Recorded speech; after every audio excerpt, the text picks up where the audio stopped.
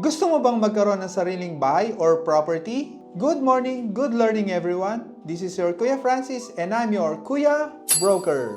Lahat po tayo gusto po natin magkaroon ng sariling bahay at lupa. Kaya mga ka-property, bago po sila mag-reserve or mag-down payment, para hindi po masayang ang ating pinaghirapan sa ating pagtatrabaho or sa pagbi-business, I highly suggest you watch this video with your wife or your partner. Here are the things that we should know before buying a house or a property. Number 1, meron po tayong regular income. Whether tayo ay employee or business, dapat consistent po ang ating income, lalo kung tayo po ay maglo-loan. Usually, ang requirement ng bank ay 3 years na po tayong may regular work or 3 years na po maayos ang kita ng ating business. Number 2, meron po ba tayong outstanding debt or meron po tayong existing loan?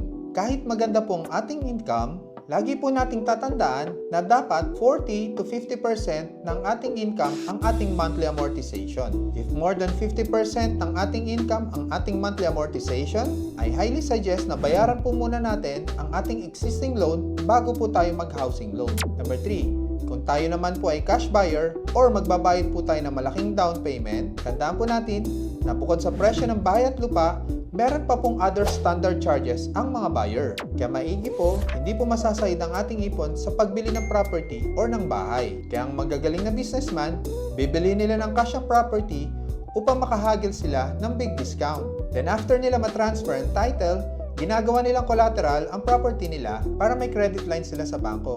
At yun po ang gagamitin nilang additional fund for their business. Number 4, meron po dapat tayong at least 6 months emergency fund. Ang emergency fund ay hindi lamang sa food, utilities, school expenses, kasama din po dito ang ating monthly amortization. Number 5, lastly, sa lahat ng bagay, lagi po dapat tayong may backup plan. In case dumating ang kagipitan, kung tayo po ay may emergency fund pang maraming buwan, hindi po natin kailangan ibenta ang ating property ng palugi. Sa tagal ko po sa real estate, I can say that real estate is one of the best investment. Kahit ng pandemic po, grabe po ang appreciation ng magagandang property. Kaya kung kayo ay ready na pong bumili, huwag po nilang kalimutan na panoorin ang aking mga video, especially po ang pag-due diligence.